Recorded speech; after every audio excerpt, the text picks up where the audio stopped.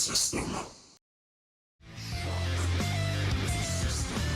Ladies and gentlemen, my name is Howard J.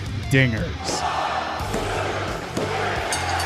And this is 3 Count Review. welcome to Monday Night Raw. Monday Night Raw and Smackdown Live Review. Do I have everybody's attention now? Welcome to the most must-hear WSW Sports podcast in history. Welcome to First Round KO. I am your host, KO, a.k.a. Howard J. Dingers, and I'm joined, as always, by Mr. Connor J.D. Moore. Hey, I want to start something real quick. Sure. You know how we tried a whole bunch of different things to start a podcast? Yeah. All right, so I want to try this one. It's kind of an extension of the last thing we tried, or just I'll do like little weird questions of the day. Oh, okay. I like that. Cool. So here's my question of the day for the podcast. Okay. What is the one podcast that you specifically listen to, not wrestling themed, that is like one of your favorite ones, other than this one and other than a wrestling one? You're asking me? Yeah. My favorite And podcast then that's and not then wrestling? and then I'll answer the same thing. Pat McAfee Show 2.0. There is a 1.0? Yeah, the 1 point was Barstool. Then when he had to rebrand when he left Barstool. Oh, he did leave Yeah. Barstool. Yeah. Okay. But yeah, Pat McAfee. Who does he host the second one on now?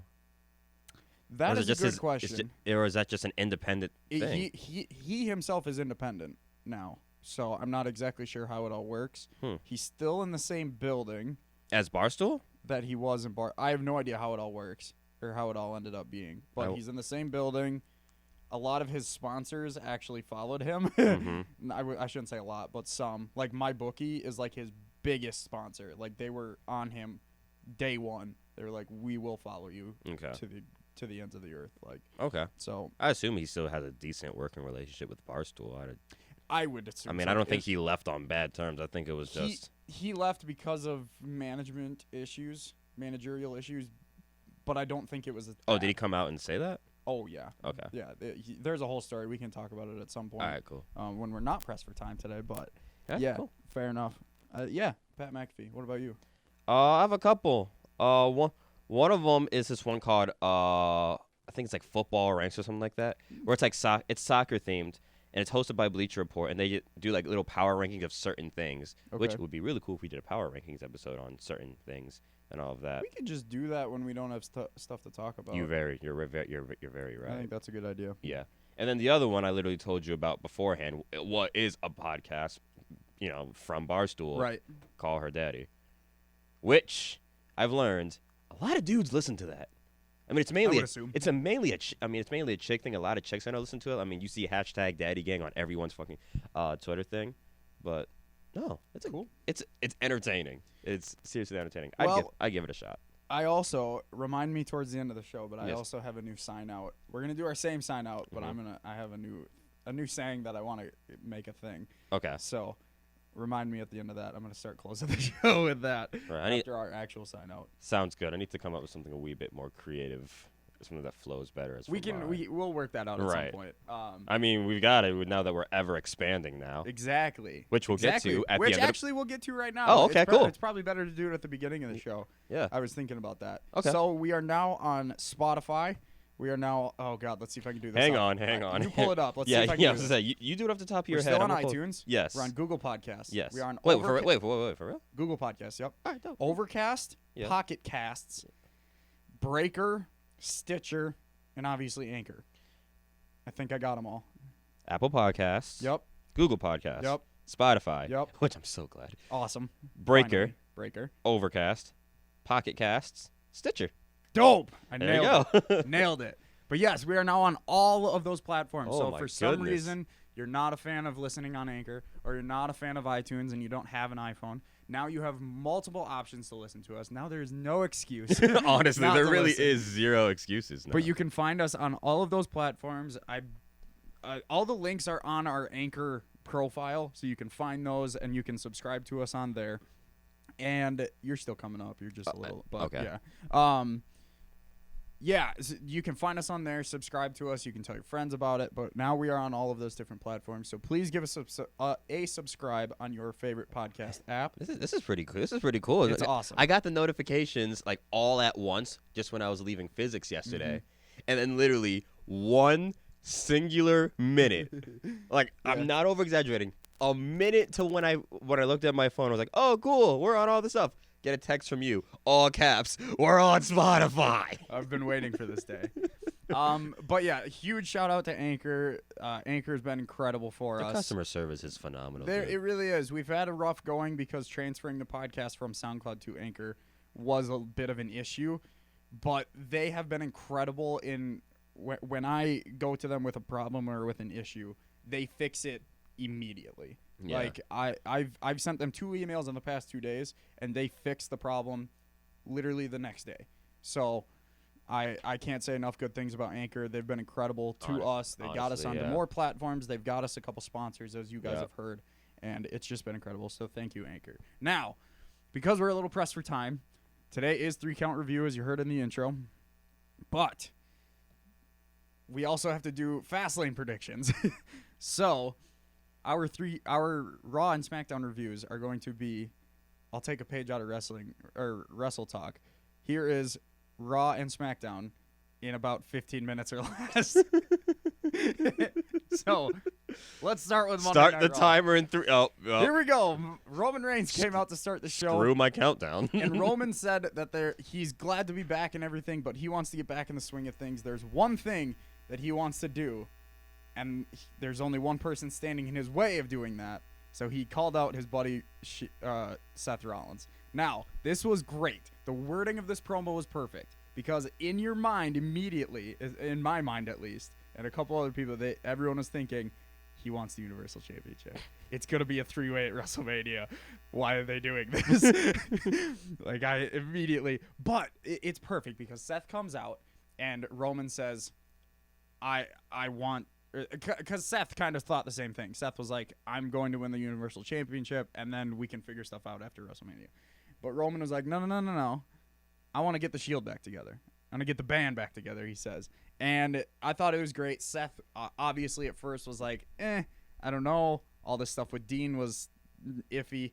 But then Dean comes out to answer.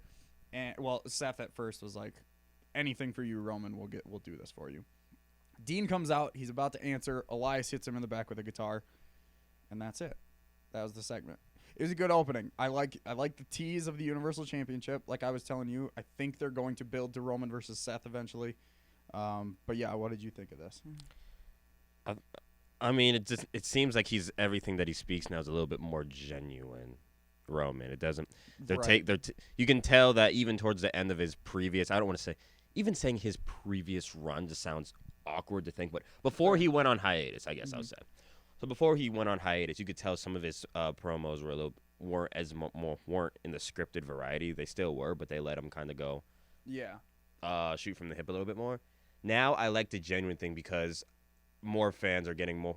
A lot of WWE's fans have been exposed to Joe Anoa'i. So why all of a sudden like put a blanket over him? It's like, all right, screw him. Joe's healthy. It's all Roman now. So. Shocker. People are better at promos when they're not scripted to the word. Who would have thought? Who would have thought? Then we had backstage, Drew McIntyre told Charlie Caruso that he broke the Shield months ago, and what they saw out there was 3 pathetic individuals. Baron Corbin and Bobby Lashley ran down their opponents, and Corbin let them know that the power lies with the 3 of them. So then we had McIntyre, Corbin, and Lashley, the mid-card of doom, as I like to call them. Thank you, Wrestle Talk, Luke Owen. It was against Finn Balor, Kurt Angle, and Braun Strowman. The upper mid-card of the Justice Cup mid-card? I don't even know. No, they're definitely mid-card. Which is, Kurt Angle is mid-card. That's just awful. Yeah. Towards the end of this match, Braun Strowman was running roughshod on everyone. And he went to... Kurt Angle got taken out on the ringside. Braun Strowman went to shoulder tackle Bobby through the barricade, but Bobby stepped out of the way, and he hit Leo into the barricade. Murdered Leo. Literally killed. Like, if Leo doesn't come out in a full body cast this weekend, I will be disappointed.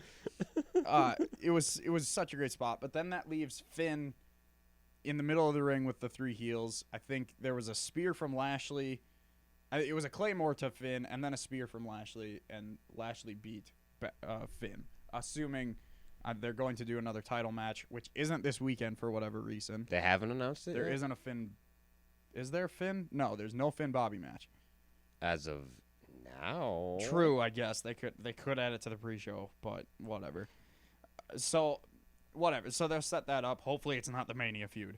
But here's my thing. I hate seeing the mid-card of Doom, but this was actually a good segment to give them a little bit of heat because of what happens later in the night. Mm-hmm. So, I don't know. Not that great of a match. A couple good spots with Leo Rush, but Leo Rush is literally the saving grace of this segment, or of this group. That's all I can say on that. So then we had Charlie Caruso interviewing Heavy Machinery, and she said not everyone on Raw was happy to see them, and she showed them footage of earlier in the night when the Ascension, Zack Ryder, Kurt Hawkins, and the B-Team were making jokes about Heavy Machinery, saying Victor had the best line where he said, "He's a dumb bell." Get it? Because stakes and weights. Mm-hmm. And he delivered it so poorly. It was so terrible. And then he gave like one of the fakest laughs I've ever seen, but it just made it so much better. It made me laugh so hard. So then Tucker said... Otis said, "I'm sensitive, that hurt my feelings." And Tucker said that they would find the McMahons and make it right because they would learn that Otis hurts those who hurts his feelings. Oh, boy. This is an interesting angle that they're running with them. I'm not sure how I feel about it. A sensitivity training Right? thing. It's like Otis is, he's sensitive. But it kind of works out. So we'll get back to that because they have a match later. So then we had... I don't even want to... Natalya beat Ruby Riott in 2 minutes. Literally just 2 minutes. And then Lacey Evans did her "Here I am, here I go" shtick. Why is that a thing? It's terrible. It's awful. We'll get to it when we get to SmackDown. They are really botching all those call-ups. Then we had the beginning of a story throughout the night with Michael Che and Colin Jost from Weekend Update of SNL. they were like the quote-unquote hosts of Monday Night Raw. They're going to be the ambassadors. Is that what the word is? I don't remember. They're going to be correspondents at WrestleMania. They're going to be special correspondents. They're going to be like the hosts kind of WrestleMania, I would assume. Oh, that makes sense because, I mean, SNL is taped in New York. Exactly. So. I think it'll be cool. So, okay, Michael Che, he played the heel or the face in this. Colin Jost played the heel because he threw on a Mets cap, and the crowd booed. And then Stephanie was like... Oh, were they in New York? They were in Philly. So he threw on a Mets hat, yeah. So then Stephanie was like, "You need to learn how to listen to the crowd." And I was like, "Yeah, Stephanie, he needs to learn." But yeah, so we'll get back to that because again, they play through that throughout the rest of the night. Yeah. So then we had a Triple H promo. He responding to Batista. He basically said, "I wasn't here to celebrate Ric Flair. I was here to celebrate Richard Fleer. The man, I was here. I rode with him. Richard Fleer. Richard Fleer apparently is his name. Huh. He was saying how he was there to celebrate his life because there were a lot of times a few years ago where every time the phone rang, he was worried that it was the call for Rick, and that makes sense because he got really sick a while ago. Yeah, he was in a coma, and so it got really real. Triple H. Here's the problem with this promo. Triple H made it real. Like, he literally said, "This isn't the character talking." He was like a second away from saying, "I'm Paul Levesque." He didn't, thank God. He did call Rick Richard Fleer, and he did call Batista Dave. So, well, I mean, they've been calling him Dave for a while. I know. He was really close to calling himself Paul. I kind of liked how he blurred the line, though. But it did seem, he almost brought it to a point where there's no coming back to kayfabe. See, the fact that it happened here, it happened kind of in this Ronda Rousey segment towards the end of the show, and it happened with Colin Jost and Braun Strowman. I don't like that it's all happening on the same show. 3 times in the same show, they basically tell you, "Hey, what you're watching is fake." Like, imagine if Chris Pratt in the middle of Guardians was just like, "Hey, I'm Chris Pratt. Thanks for watching the movie," and then continued acting. Like, it's strange. I'm not a huge fan of it, but this promo was amazing. He said, "You wanted my attention, you got it," and I'm a huge fan of this feud. I think it's going to be great. Dave said he might be in Philly or in Pittsburgh next week. So, yeah, Triple H had a great line because Batista said he didn't want to be in Philly because he doesn't like it. And then Triple H was like, "Oh, so you're just going typical heel on me now? Ooh, I don't like the hometown." It was really funny. It's because it's weird. They wrote a promo for him, and then Triple H bashed on the written promo for it. Whatever. You do what you want when you're the COO. So then we had this mind-blowing segment that didn't even matter by the end of the show. Stephanie told Charlie that Ronda disrespected the title last week. Stephanie said that they had to do what's best for business. So they're dropping all the charges against Becky Lynch and lifting her suspension, making her eligible for not only Fastlane but WrestleMania. She invited Lynch to the arena tonight to sign a hold harmless agreement, which we haven't seen since Triple H versus Seth, and states that the company can't be held responsible for what happens to her at Fastlane when Lynch will face Charlotte Flair for the now vacant Raw Women's Championship. What? This felt like 5 minutes before that segment, they were like, this is what we need to do. And then 5 minutes after that segment, they went, crap. That's really what this felt like. Because, again, we'll come back to it at the end of the show, but it literally did not mean anything towards the end of the show. So then we come back to this Heavy Machinery thing. It was a gauntlet match between Heavy Machinery facing first the B team, then the Ascension, then Kurt Hawkins and Ryder. They beat the B team pretty easily with the compactor, and then they beat the Ascension probably with the compactor. I honestly can't remember. Doesn't matter too much. Right. And then they beat, I believe Kurt Hawkins got pinned with the Caterpillar. So that's cool. But Heavy Machinery just killed them all, which it's good. I like that they're pushing them, but they're pushing them over teams that don't mean anything. Right. Like Hawkins' gimmick is literally that he loses. So like I would hope they win against it, you know? Which they played it up. They're like, "Oh, they're the third team. They're fresh. They could probably this is a good chance for Hawkins to get his win." But I don't know. They need to actually start having a feud for Heavy Machinery, not just like these kind of things with the Ascension. I mean, they've got so many NXT recent call-ups to do stuff with. I don't think they know what to do with them. I think Johnny and Ciampa for sure now, obviously. But I think Johnny isn't up anymore. They sent Johnny back down? He hasn't been on TV. Well, that's because they've been pairing him with Ciampa. True. Which we'll come back to because I think that's the reason that Black and Ricochet are in this spot is because that was supposed to be DIY spot. Yep. I think they were supposed to be in that triple threat for this weekend. Captain Marvel. Okay, Colin and Shay walking around, and Jost claimed that he was up to date on WWE, mentioning names like Bushwhackers, Coco Beware, and Razor Ramon. I thought that was funny. They ran into EC3, who was squirting himself with body oil in the mirror, and I shit you not, they moved like 5 feet forward, and EC3 was still perfectly in the middle of the shot. He did not move for the rest of the segment. Go back and watch that segment. EC3 does not move. He stands there with the bottle, staring at the camera. It's amazing. And then they run into Titus O'Neil and No Way Jose in his conga line. Titus wanted a picture with Che, but not Jost. Stupid. It was really stupid. They announced Tori Wilson for the Hall of Fame. People were all very upset about that. Why? Because they think everyone sees Tori as being hired for her body, but she put in work. She put in a lot of work. She did her job. I think she's very deserving of it. So, good. Backstage, Charlotte told Charlie that she would put Lynch on the shelf for good. She called Lynch a one-legged competitor. Yeah. Oh, and then she said the universe would bask in her glory. Gimmick infringement. Oh, no.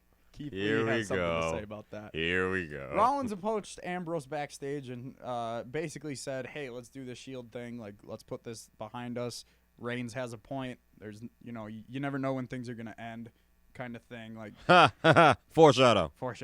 And Ambrose said, "I have a match tonight. I need to focus on that." End of the segment. Elias was doing his thing, and he said, "You know how I know I'm in Philly?" Whatever. Didn't he make fun of He made fun Flyers? of Gritty. He made fun of the fans. He made fun of everything. He said, what did he say? Something about Bryce Harper. I don't remember. But Strike the iron while it's hot, I oh, guess. Bryce Harper told him this is where his career would go to die. Should be fun. Should be noted that Elias is from Pittsburgh. Good to know. All right. So then Elias beat Ambrose. So Ambrose went to the top rope towards the end of the match, but because of the guitar shot earlier, he kind of stumbled. That gave Elias enough time to hit him with a knee out of the air, which looked great. Drift away for the win. That doesn't matter. Elias just kind of left. Rollins and Reigns came out. No microphones. They were just talking to him. They're like, hey, let's do this. Why are you doing this? Ambrose didn't want to do it. Ambrose left the ring, and he started going up the stairs, reverse Shield entrance. Mm-hmm. Really cool. Corbin came out, and him and McIntyre were just like, you guys are broken. Like, this is pathetic. Blah, blah, blah. I broke you already. So then the heels hit the ring. They surrounded the ring like the Shield used to do. Really cool. What? Really good. Was touch. Lashley with them too? Yeah, Okay. yeah. And they attacked them. Eventually, Ambrose came down to make the save, and they held them off. 6-man tag play at Fastlane. Yep. Yeah, I'm excited to see Reigns back in the ring. Ditto. Yeah, I think it'll be fun. I'm expecting Reigns to hit a spear and well, I guess we'll get to the predictions later. Never mind. Then we got the timer's done. All right, we got to really go through this. That was 15 minutes already. Tamina versus Sasha. I was worried about this last week because they did Bayley beat Nia. I was very worried that Tamina was going to beat Sasha, and I was correct, and I'm very sad about it. Out of the two, you should not have Tamina winning. Oh, God. But Tamina won because of Nia interference. That just tells me even more that the faces are going to win at Fastlane. So,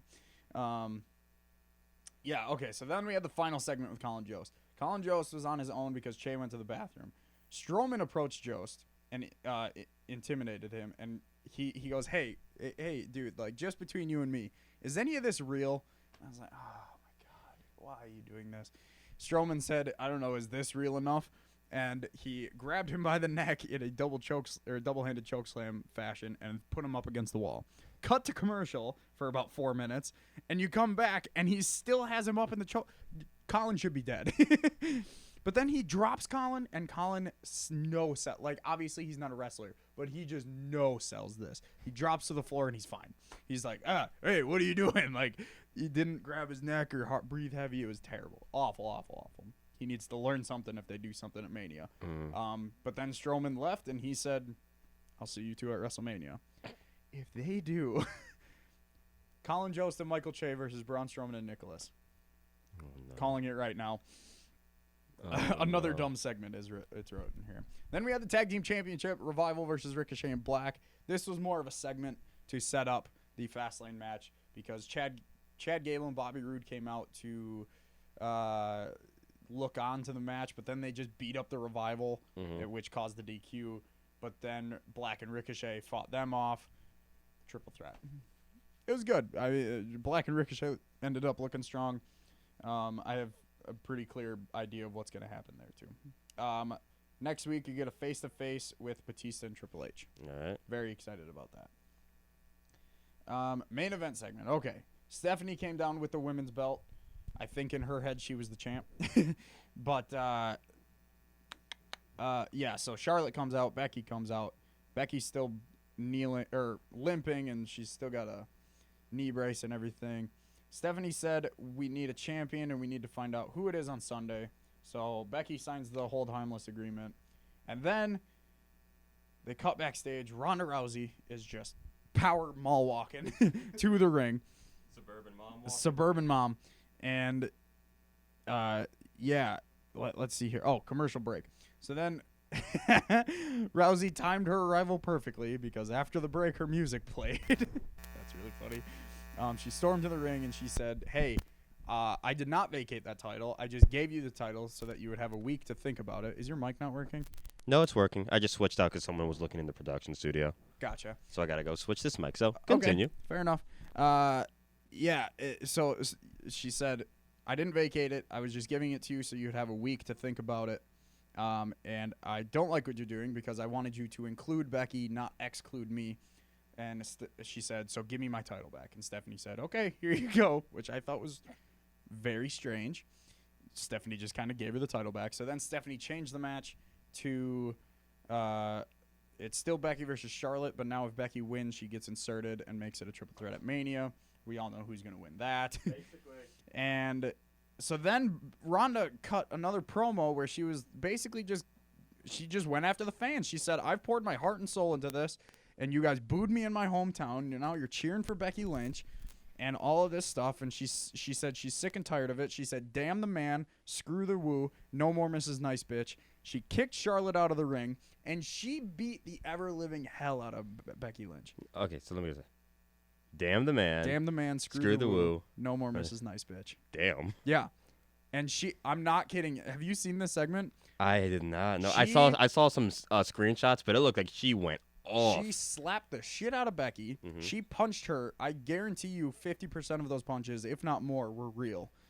And there was one knee that looked like it connected with her face, which I got very scared about for a second. Boy. But she looked fine on SmackDown. It was a great beatdown. Stephanie then cut a promo towards the end of the show. But it was I thought it was a great segment. I wish they wouldn't have done anything on SmackDown because that segment sucked. This segment was a very good go-home angle.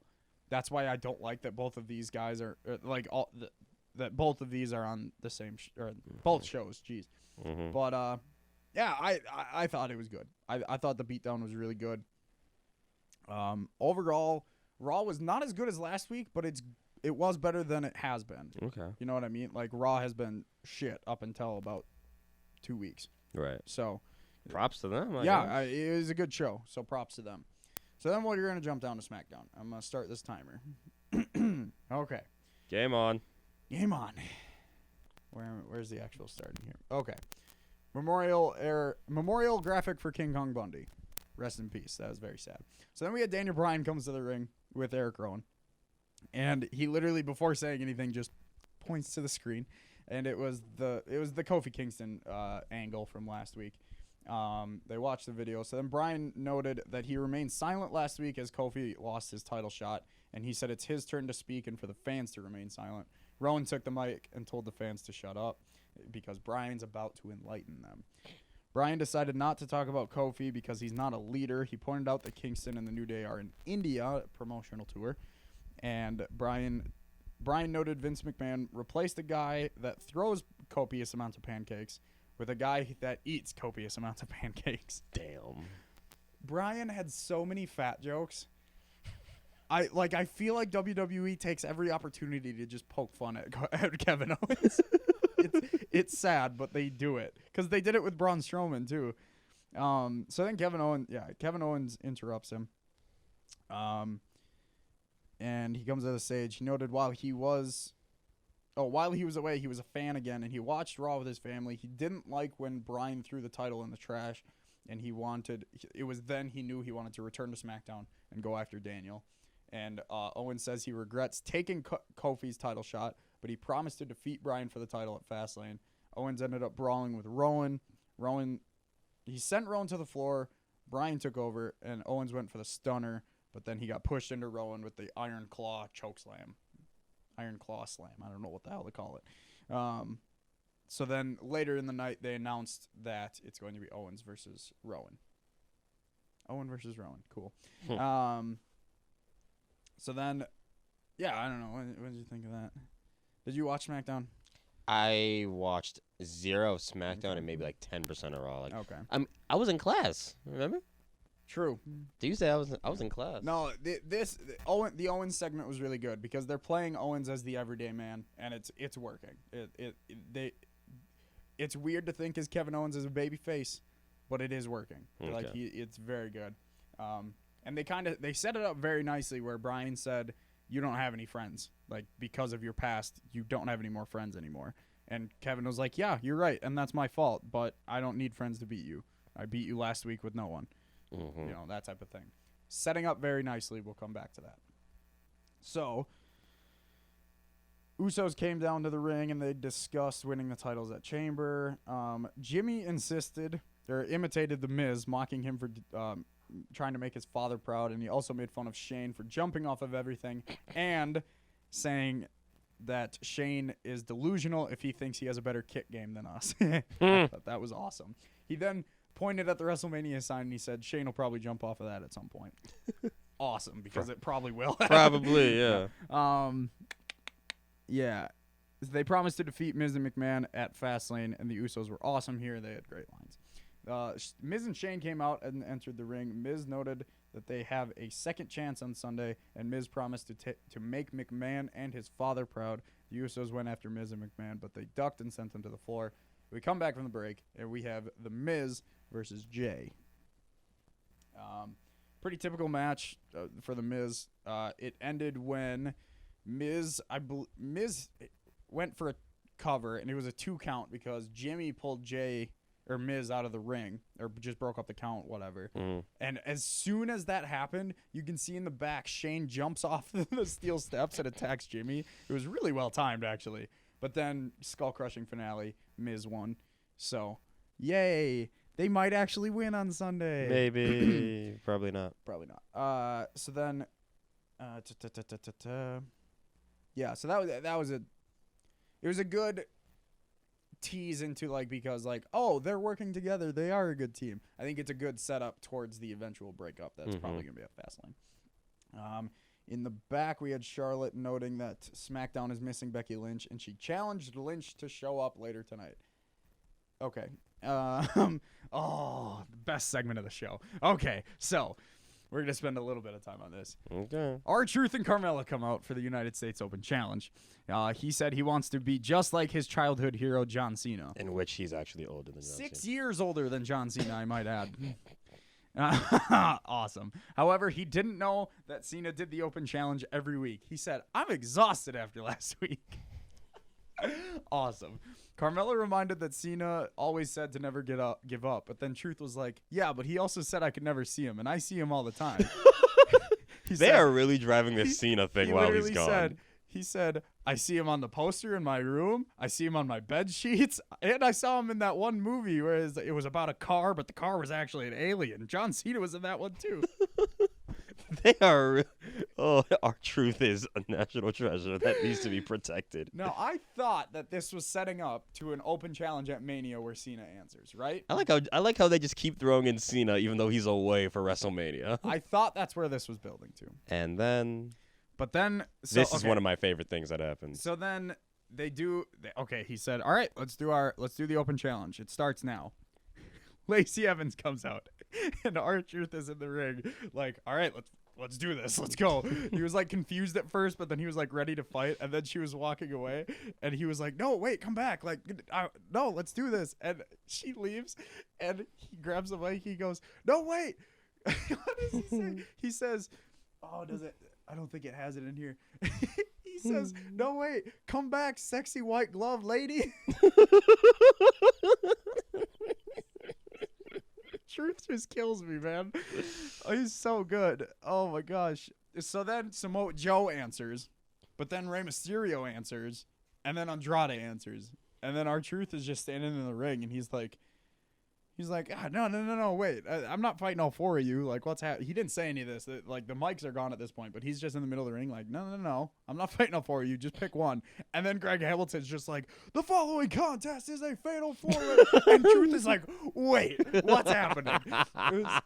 This segment was so good. It was amazing. The match was great too. The match was awesome. Towards the end of the match, Zelina hits R-Truth with a Hurricane Rana, no DQ. So R-Truth is out. And then Carmella super kicks Zelina. So then Rey Mysterio hits Andrade with a 619 and then drops the dime. Goes for the cover, gets a 1, but Joe pulls him off and throws him out of the ring or into the ring post or whatever. And then hits a Uranagi on Andrade for the 1-2-3. And Samoa Joe is your new United States About damn time he's got a belt on him on the main roster. He debuted before the Royal Rumble in 2016. And they're finally giving him. 3 years he's been on the main roster. He's also been hurt for a good chunk of those years. Fair. But, yeah, that's just incredible. And good for him. I love it. He is very deserving. And now, I thought it was going to be Truth versus Cena. I'm convinced that they're doing Joe versus Cena. I'm convinced that Cena was brought up on purpose by Truth to throw us off so that now they can eventually do Samoa Joe versus John Cena. I like that one a lot better. I agree. I hope that happens. I think that could actually be a great match. Mm-hmm. I would very much enjoy that. So yeah, awesome match, awesome ending. I love that Joe's a champ. New Day sent a message from India. Kofi said that they're not on SmackDown, but they will be at Fastlane. Ringside for the match, probably. Maybe. Becky Lynch was shown backstage, walking around on her crutch. And then Kayla Braxton interviewed Joe, and he did mention Cena at some point. But he said he promised to defeat anyone that wants a title shot. I'm assuming he might. I wonder if he'll do an open challenge. I don't think he will. I wouldn't mind it, though. Joe matches are always great. Aleister Black and Ricochet defeat The Bar. Basically the same match we saw out of these guys. I mean, don't get me wrong, I love seeing them, but their story is on Raw. So, like, what? I don't know. I don't think they needed to be on SmackDown this week. But don't get me wrong, I love seeing them. But then after the match, it was a black mass into a 630. And basically how it ended. Then after the match, Nakamura and Rusev started beating up on the NXT faces. And then the Bar joined in on beatdown. Out come the Hardy Boys for the save, and Jeff and the faces stood strong, basically. SmackDown's tag division is incredible. Yeah. New Day, Usos, Bar, Hardy Boys, Shinsuke and Rusev, and I mean technically, and you have teams like the Good Brothers and Sanity just on the shelf. Like, depth. It's incredible. Depth is great. Some of them need to go to Raw. Honestly. Mandy Rose defeated Naomi in around 40 seconds. Okay. Remember when that was a feud? Yeah. It was a one-winged angel. That's what it was, or the Angel's Wings, as they call it for Mandy. It's Ciampa's fairy tale ending. Okay. But they call it Angel's Wings for her. Okay. Rose and DeVille were walking away from the match, and Asuka appeared out of nowhere from behind them. Great camera angle. She kicked DeVille in the head, and then she beat down Rose. Cool.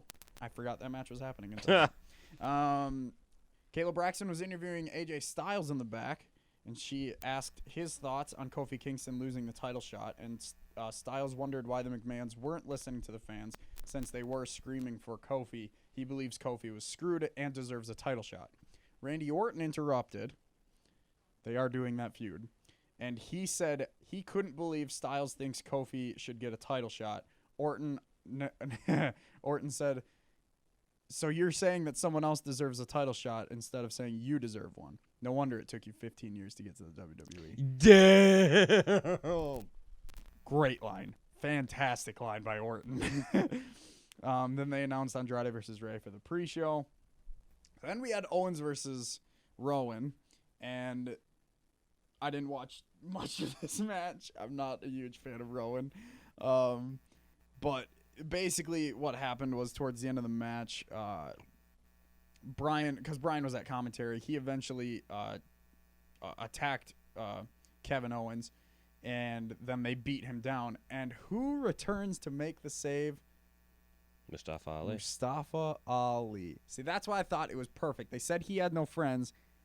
In my mind, and probably a couple other people's minds, setting up a Sami Zayn return. Mm-hmm. But they swerved us with the Mustafa stuff. I like that a lot. Yeah, and the faces stood strong. Cool. Stunner on Bryan from Owens. Fantastic sell by Bryan. Fantastic sell on the stunner. I can't wait. I love that he's using that. All right. And then we had the last segment. Charlotte Flair and Becky Lynch. Basically, I didn't like this segment. They basically cut promos on each other, and then they beat each other down. And Lynch, she said her ribs were bruised and her arm was almost broken and her knee is damaged. but she said she has nothing to lose. They attacked each other. Flair went for the figure 8, but Lynch hit her with the crutch. Lynch then locked in the disarmer, and Flair rolled out of the ring, and Lynch stood tall. So now Becky's super injured. How do you do this for Fastlane? Ronda interferes to guarantee that Becky's in. That's actually interesting. That was the first thing I thought of when I saw what happened on Raw. I was just like, Ronda's about to interfere and make it a triple threat so she can try to prove to the world that she can beat both. I actually like that. She is a heel now. Makes sense. She could try to screw Becky too. That's the thing. I don't know. I actually like that. We'll see how that goes. But SmackDown was It was about a 3.5. Okay. Raw, I would give Raw about a 3.5 also. They were both kind of meh shows. Okay. But Raw was better than normal. SmackDown wasn't as good as normal. Who would have thought? Right? But, yeah, good go-home shows. I'm very excited for Fastlane. All right. When we come back, Fastlane predictions. We'll see you in a second. See ya. She a California living, cognac sipping, choke blowing, candy flipping, sunshine vibe. Flew out for the show, had to pull her out the road. Now she hoping I could change her life.